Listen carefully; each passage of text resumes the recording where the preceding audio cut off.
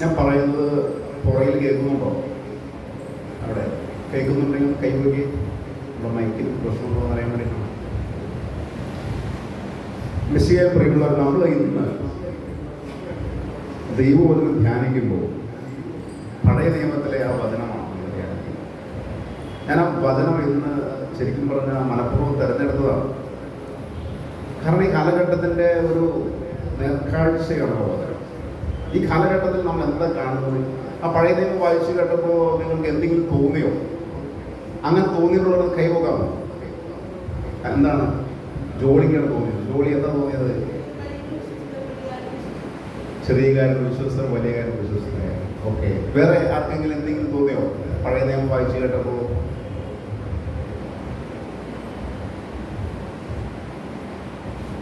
നിങ്ങൾക്ക് എന്തെങ്കിലും തോന്നണമെന്ന് വിചാരിച്ചുകൊണ്ടാണ് ഞാനത് വായിച്ചത്. തോന്നിയില്ല?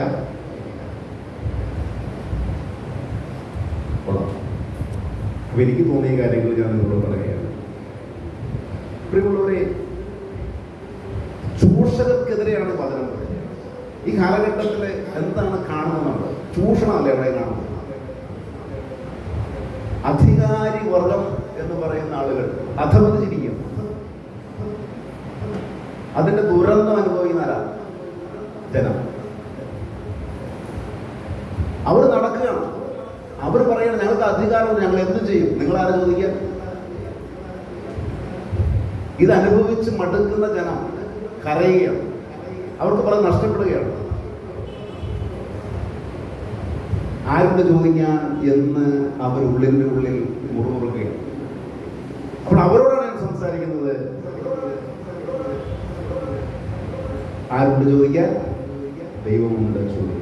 മൈക്കിൻ്റെ ഒരു ഓളിയെ കുറച്ച് അതായിരിക്കും, അല്ലെങ്കിൽ അപ്പൊ അവരോടാണ് ഞാൻ പറയുന്നത്. എന്താണ് പറയുന്നത്? ദൈവമുണ്ട് അവരോട്, അല്ലെങ്കിൽ അവരെ ആശംസിക്കുക. ഇതാണ് വചനങ്ങൾ പറയുന്നത്. ഈ വചനങ്ങൾ എന്ന് പറയുന്നത് ഈ ലോകത്തൊരു ദൈവമുള്ളൂ. ആ ദൈവം വെളിപ്പെടുത്തിയ കാര്യങ്ങളാണ്. അത് ഏത് അധികാരിയിൽ നാട് ഭരിച്ചാലും അവനൊക്കെ ബാധകമായ വചനമാണ്. കാരണം ഒറ്റ ദൈവമുള്ളൂ. അവൻ ഏത് മതസ്ഥനായിക്കോട്ടെ, ഏത് പാർട്ടിക്കാരനായിക്കോട്ടെ, അവരിത് മനസ്സിലാക്കിയില്ലെങ്കിൽ അവന് ദുരിതം എന്നാണ് ഞാൻ പറയുന്നത്. അപ്പൊ അതുകൊണ്ട് എന്താണ് ഇന്ന് അധികാരികളോട് ദൈവം പറയുക? ഞാനത് പറയാൻ കാരണം കഴിഞ്ഞ ദിവസം പത്രത്തിൽ കണ്ട രണ്ട് കാര്യങ്ങളാണ് കേട്ടോ. അതുകൊണ്ട് വെറുതെ പറയുന്നത്, ഈ അധികാരികൾ പ്രയോഗിച്ച രണ്ട് അധികാര പ്രയോഗങ്ങളുടെ ആഘാതം രണ്ട് വ്യക്തികൾ. ഇതൊന്നും മാധ്യമങ്ങളൊന്നും വലിയ കാര്യമായിട്ട് ചർച്ച ചെയ്യില്ലട്ടോ. കാരണം അവരൊക്കെ പലതും ഇങ്ങനെ ഇവരുടെ കയ്യിൽ നിന്ന് പലതൊക്കെ പറ്റി അവരിങ്ങനെ കൊഴിച്ച് നടത്തുന്നതാണ്. കൊഴുത്ത് നടക്കണം. മനസ്സിലാക്കിയിരിക്കുക എന്ന് മാത്രമാണ്. ഇതൊക്കെ പറഞ്ഞില്ലെങ്കിൽ എനിക്ക് സമാധാനമില്ല. അതുകൊണ്ടാണ് നിങ്ങളോട് പറയാം. പത്രത്തിൽ വന്നൊരു വാർത്തയാണ്. അതായത് ഇത് വന്നത് എന്നാണ് നവംബർ 14 തീയതിയാണ് ഈ മാസം. തൃശ്ശൂർ മെഡിക്കൽ കോളേജിൽ ആരോപണ വിധേയനെ മേധാവിയാക്കി സർക്കാർ ഉത്തരവ്. അതെങ്ങനെയാണെന്ന് ചോദിച്ചത്. തൃശ്ശൂർ ഗവൺമെന്റ് മെഡിക്കൽ കോളേജ് ആശുപത്രിയിൽ ഒഴിഞ്ഞു കിടന്നിരുന്ന ന്യൂറോ സർജറി വിഭാഗം മേധാവിയായി ആരോപണ വിധേയനായ ഡോക്ടർ ബിജു കൃഷ്ണനെ വീണ്ടും നിയമിച്ച് സർക്കാർ ഉത്തരവ്. നിലവിൽ കോട്ടയം ഗവൺമെന്റ് മെഡിക്കൽ കോളേജ് ആശുപത്രിയിലെ ന്യൂറോ സർജറി വിഭാഗം പ്രൊഫസറായിരുന്നു. തൃശ്ശൂർ ഗവൺമെന്റ് മെഡിക്കൽ കോളേജ് ആശുപത്രി വികസന ഫണ്ടിലെ ക്രമക്കേടുമായി ബന്ധപ്പെട്ടു നിയമം ലംഘിച്ച് കൊല്ലങ്ങളായി വീടിനോട് ചേർന്ന് പ്രത്യേക പരിശോധനാ മുറി ഒരുക്കി പ്രാക്ടീസ് നടത്തിയെന്നുമാണ് ഇദ്ദേഹത്തിനെതിരെ ആരോപണമുണ്ടായിരുന്നത്. തുടർ നടപടികളുടെ ഭാഗമായി സൂപ്രണ്ട് സ്ഥാനം രാജിവെക്കുകയും സ്ഥലം മാറ്റുകയുമായിരുന്നു. ഇദ്ദേഹം സൂപ്രണ്ടായിരുന്ന കാലത്തെ 5 വർഷത്തെ കണക്കുകൾ പരിശോധിച്ചപ്പോൾ 90 ലക്ഷത്തോളം രൂപയുടെ വെട്ടിപ്പ് നടന്നതാണ് കണ്ടെത്തിയത്. HDS കൗണ്ടറുകൾ വഴി വിവിധ സേവനങ്ങൾക്കായി രോഗികളിൽ നിന്ന് ഈടാക്കിയിരുന്ന തുകയിൽ നിന്ന് തട്ടിപ്പ് നടത്തിയത് അക്കാലത്താണ്. സംഭവത്തിൽ വികസന സമിതിയുടെ ചുമതലയുണ്ടായിരുന്ന ഒരു താൽക്കാലിക ജീവനക്കാരെ പിരിച്ചുവിടുകയും 2 പേരെ സ്ഥലം മാറ്റുകയും മാത്രമാണ് അളവിലുണ്ടായത്. അപ്പൊ ഈ വ്യക്തി എന്ത് ചെയ്തു? ഈ വ്യക്തിയെ, ആരോപണ വിധേയനായ വ്യക്തിയെ മേധാവിയാക്കി തൃശ്ശൂർ മെഡിക്കൽ കോളേജിലെ മേധാവിയാക്കി ആരാണ് ഉത്തരവിറക്കിയത്? സർക്കാർ ഉത്തരവാണ്. മനസ്സിലായോ? അപ്പൊ ഇതാണ് സർക്കാർ കാണിക്കുന്ന കാര്യം. ഇനി മറ്റൊരു വാർത്ത, ഇത് രണ്ടും കൂടി വന്നപ്പോഴാണ് പ്രിയമുള്ളവരെ എനിക്ക് ഒരു അസ്വസ്ഥത. ആ വാർത്ത ഇതാണല്ലോ, നവീൻ ബാബുവിന്റെ മരണത്തെക്കുറിച്ച് പരീക്ഷാ ചോദ്യം, മഞ്ചേശ്വരം ക്യാമ്പസിലെ അധ്യാപകനെ പിരിച്ചുവിട്ടു. എന്താണ് ആ സംഭവം? ADM നവീൻ ബാബുവിന്റെ മരണവുമായി ബന്ധപ്പെട്ട ചോദ്യം തയ്യാറാക്കിയ അധ്യാപകനെ പിരിച്ചുവിട്ടു. കണ്ണൂർ സർവകലാശാലയുടെ കീഴിലുള്ള മഞ്ചേശ്വരം ക്യാമ്പസിലെ LLB അസിസ്റ്റന്റ് പ്രൊഫസറായ എറണാകുളം കോലഞ്ചേരി സ്വദേശി ഷെറിൻ സി അബ്രാഹമിനാണ് പിരിച്ചുവിട്ടത്.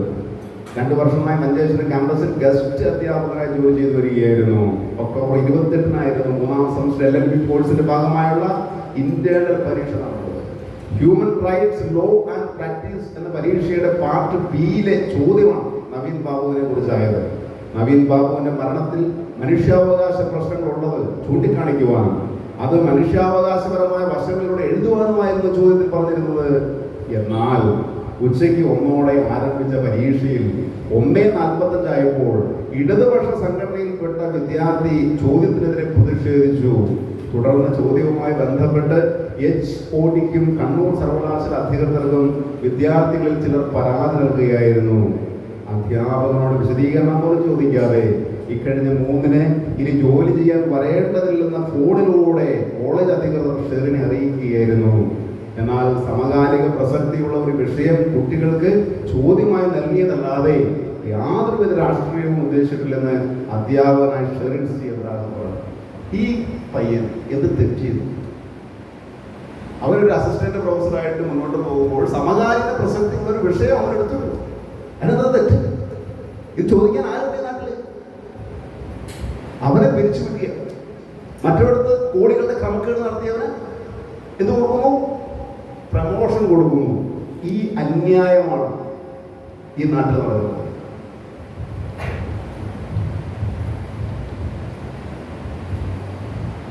ഈ അന്യായം നടത്തുന്ന അധികാരികൾ 4 നേരം ഭക്ഷണം കഴിച്ചു അവരുടെ അനുയായികളുടെ അകപ്പടിയോടെയും സമ്മേളനങ്ങൾ ഉദ്ഘാടനം ചെയ്തു.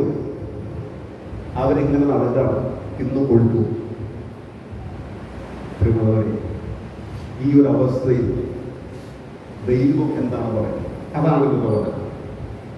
ദൈവത്തിന് വിധിയുണ്ട്, നമ്മൾ മനസ്സിലാക്കി. ദൈവത്തിന്റെ വിധി എന്ന് പറയുന്നത് അത് സമയാകുമ്പോൾ സംഭവിക്കും. അത് പെട്ടെന്ന് സംഭവിക്കുമെന്ന് നമ്മൾ എന്ത് ചെയ്യരുത്, നമ്മൾ മനസ്സിൽ പിടിക്കേണ്ട കാര്യമൊന്നുമില്ല. ദൈവം പറയുകയാണ്, ഇസ്രായേൽ ഭവനത്തിന്റെ അധിപന്മാരെ ശ്രമിക്കുകയും. ഇസ്രായേൽ ഭവനം എന്ന് ദൈവ കാലഘട്ടത്തിൽ പറയുന്നു. ഈ കാലഘട്ടത്തിൽ ദൈവവചന പ്രസക്തികളാണ് കേരളത്തിന്റെ ഭരണാധികാരികളെ ശ്രദ്ധിക്കുക. ഇതാണ് ദൈവം പറയുന്നത്. നീതി അറിയുക നിങ്ങളുടെ കടമയല്ലേ? നന്മയെ ദ്വേഷിക്കുകയും തിന്മയെ സ്നേഹിക്കുകയും ചെയ്യുന്ന നിങ്ങൾ. എന്താണ് അധികാരികൾ ചെയ്യേണ്ടത്? അധികാരികൾ ചെയ്യേണ്ടത് നന്മയെ സ്നേഹിക്കുകയും തിന്മയെ ദ്വേഷിക്കുകയും ചെയ്യേണ്ട അധികാരികൾ നേരെ മറിച്ചാണ് ചെയ്യുന്നത് എന്നാണ് വചനം പറയുന്നത്. നന്മയെ ദ്വേഷിക്കുകയും തിന്മയെ സ്നേഹിക്കുകയും ചെയ്യുന്ന നിങ്ങൾ എൻ്റെ ജനത്തിന്റെ തൊലി ഉരിഞ്ഞെടുക്കുന്നു, അവരുടെ അസ്ഥികളിൽ നിന്ന് മാംസം. ദൈവത്തിന്റെ വിലാപമാണ്. എന്നിട്ട് ദൈവം പറയുക, അതാണ് ജ്ഞാനത്തിന്റെ പുസ്തകം. കൃത്യം വ്യക്തവുമായിട്ടുള്ള ഭാഷയിൽ ദൈവം പറയുക, രാജാക്കന്മാരെ മനസ്സിലാക്കുകയും അധികാരികളെ ശ്രദ്ധിക്കുകയും അനേക സഹസ്രങ്ങളെ ഭരിക്കുകയും അനേക ജനതകളുടെ മേലുള്ള ആധിപത്യത്തിൽ അഹങ്കരിക്കുകയും ചെയ്യുന്നവരെ ശ്രദ്ധിക്കുകയും നിങ്ങളുടെ സാമ്രാജ്യം കർത്താവിൽ നിന്ന് ലഭിച്ചതാണ്. നിങ്ങളുടെ അധികാരം ദൈവത്തിൽ നിന്ന് ലഭിച്ചതാണ്. നിങ്ങളുടെ അധീശത്വം അത്യുന്നതൽ നിന്നാണ് നിങ്ങൾക്ക് ലഭിച്ചത്.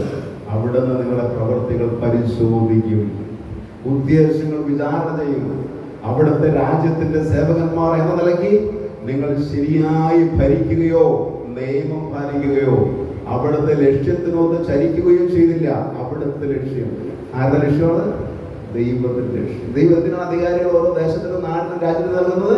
ദൈവത്തിന്റെ ഇഷ്ടം അവരിലൂടെ പ്രവർത്തിക്കപ്പെടാൻ വേണ്ടിയിട്ട് അവർ ഉപകരണങ്ങളാക്കി ദൈവം മാറ്റുകയാണ്. അല്ലാണ്ട് അവരുടെ തന്നിഷ്ടം പ്രവർത്തിക്കാനല്ല. അതാണ് പറയുന്നത്, അവിടുത്തെ രാജ്യത്തിന്റെ സേവകന്മാർ എന്ന നിലയ്ക്ക് നിങ്ങൾ ശരിയായി ഭരിക്കുകയോ നിയമം പാലിക്കുകയോ അവിടുത്തെ ലക്ഷ്യത്തിനൊന്ന് ചരിക്കുകയും ചെയ്തില്ല. അതിനാൽ അവിടുന്ന് നിങ്ങളുടെ നേരെ അതിവേഗം അത്യുഗ്രനായി വരും. എന്നിട്ട് പറയുന്ന വചനങ്ങൾ വളരെ വളരെ ശ്രദ്ധിക്കണം. ഉന്നത സ്ഥാനം വഹിക്കുന്നവർക്ക് കഠിന ശിക്ഷയുണ്ടാകും. എളിയവന് കൃപയാൽ മാപ്പ് ലഭിക്കുകയാണ്. പ്രബലർ കഠിനമായി പരീക്ഷിക്കപ്പെടും. സകലത്തിൻ്റെയും കർത്താവ് ആരെയും ഭയപ്പെടുന്നില്ല, വലിയവനെ മാനിക്കുന്നില്ല. അവിടെ നിന്നാണ് വലിയവനെയും ചെറിയവനെയും സൃഷ്ടിച്ചത്. അവിടെ നിന്ന് എല്ലാവരെയും ഒന്നുപോലെ പരിഗണിക്കുന്നു. കർശനമായ വിചാരണ പ്രബലനെ കാത്തിരിക്കുന്നു. ഏകാധിപതികളെ, നിങ്ങളോടാണ് ഞാൻ പറയുന്നത്, ജ്ഞാനം അഭ്യസിക്കുവിൻ, വഴിതെറ്റിപ്പോകരുത്. അവൻ ഏത് പ്രധാനമന്ത്രി ആയാലും മുഖ്യമന്ത്രി ആയാലും ഏത് അധികാരത്തിലിരിക്കുന്നവനായാലും ദൈവം പറയുന്നു, ഞാൻ മുഖം നോക്കുന്നവനല്ല, ഞാൻ നടപടി എടുക്കുക തന്നെ ചെയ്യും. അതുകൊണ്ട് പ്രിയമുള്ളവരെ, നമ്മൾ ഇത് കണ്ട് അസ്വസ്ഥരാകരുത്. കാരണം ലോക ജീവിതം മുന്നോട്ട് പോവുകയാണ്. ഇവിടെ തീരുന്നതല്ല ജീവിതം. ക്രിസ്തുവിൽ പ്രത്യാശ വച്ചിട്ടുള്ളവരെ പറ്റി പൗലോസ് എന്ന് പറയുന്നത്, ഈ ലോക ജീവിതത്തിന് വേണ്ടി മാത്രമാണ് നിങ്ങൾ ക്രിസ്തുവിൽ പ്രത്യാശ വച്ചിട്ടുള്ളതെങ്കിൽ നിങ്ങൾ പോഷന്മാരാണ്. ഈ ലോക ജീവിതം നമ്മളുടെ തുടക്കം മാത്രമാണ്. ഈ ലോക ജീവിതത്തിൽ യോഗ്യത തെളിയിച്ചവർക്കായിട്ട് ദൈവം ഒരുക്കി വെച്ചിരിക്കുന്ന സ്വർഗരാജ്യത്തെ പറ്റി ചിന്തിച്ച് ജീവിക്കണം എന്നാണ് വചനം നമ്മളോട് പറയുന്നത്. ഈ കാലഘട്ടത്തിൽ എനിക്ക് എന്തുമാകാം എന്നൊക്കെ ചിന്തിച്ച് കുറെ മനുഷ്യരെ അഹങ്കരിച്ച് തോന്നിയാസങ്ങൾ പ്രവർത്തിച്ച് ജീവിക്കുമ്പോൾ ഒട്ടേറെ വ്യക്തികൾ വിഷമിക്കുകയും നരയുകയും ദുഃഖിക്കുകയും ചെയ്യുമ്പോൾ ആ വ്യക്തികളോട് ദൈവം പറയുകയാണ്, നിങ്ങളുടെ കരച്ചിൽ സന്തോഷമായിട്ട് മാറും, നിങ്ങൾ നീതിയുള്ള ദേശത്ത് വസിക്കും, നിങ്ങളുടെ കണ്ണീര് ഞാൻ തുടച്ചു മാറ്റും. അതുകൊണ്ട് ഈ ഒരു പ്രത്യാശയോടുകൂടി ജീവിതത്തിൽ മുന്നോട്ട് പോകാനായിട്ട് നമുക്ക് സാധിക്കണം. നമുക്ക് എന്തെങ്കിലും ഉത്തരവാദിത്തങ്ങൾ ഉണ്ടെങ്കിൽ നമ്മൾ ദൈവവചനത്തിന് ഹൃദയത്തിന് ശ്രേഷ്ഠമായ സ്ഥാനം കൊടുത്ത് നമ്മൾ അതനുസരിച്ച് ജീവിക്കുമ്പോൾ പ്രിയമുള്ളവരെ, നമ്മുടെ ജീവിതത്തിൽ ദൈവത്തിൻ്റെ ആ ഇടപെടൽ അന്യതിനെ അനുഭവിക്കാനും ക്രമേണ സ്വർഗരാജ്യത്തിലേക്കുള്ള വലിയ തീക്ഷ്ണതയായിട്ട് നമ്മളിൽ അത് മാറാനും ഇടയുണ്ട്. അതുകൊണ്ട് ഞാൻ അവസാനിപ്പിക്കുമ്പോൾ ദൈവത്തിൻ്റെ വചനം ഒരിക്കൽ കൂടി പറഞ്ഞുകൊണ്ടാണ് ഞാൻ അവസാനിപ്പിക്കുക. ഇന്നത്തെ സുവിശേഷത്തിൽ നമ്മൾ കണ്ടു, ആനന്ദ് കിട്ടിയവൻ എന്താ ചെയ്തത്? ഒരുത്തൻ അതുകൊണ്ട് മറച്ചു വെച്ചു, വേറെ രണ്ടുപേർ അതുകൊണ്ട് ബിസിനസ് നടത്തി, അവർ ലാഭം ഉണ്ടാക്കി. ജീവിതമാകുന്ന താലന്താണ് പ്രിയമുള്ള ദൈവം നമുക്ക് തന്നിരിക്കുന്നത്. നമ്മുടെ കഴിവുകള്, നമ്മുടെ കുടുംബം, കണ്ടോ, നമ്മുടെ ജീവിതത്തിനെല്ലാം നമുക്ക് കിട്ടിയിരിക്കുന്ന താലന്താണ്. ഈ താലന്ത് നഷ്ടപ്പെടുത്താതെ, ഈ താലന്ത് നമ്മുടെ ജീവിതത്തിൽ, ഈ താലന്ത് ഉപയോഗപ്പെടുത്തിക്കൊണ്ട് നമ്മൾ കൂടുതൽ സമ്പാദിക്കണം എന്ന് വെച്ചാൽ എത്രയേ ഉള്ളൂ. മിക്ക പ്രവാചകന്റെ പുസ്തകം പറയുന്ന ഒരൊറ്റ കാര്യമാണ് ഇതിൻ്റെയൊക്കെ അടിസ്ഥാനം. എന്താണ്?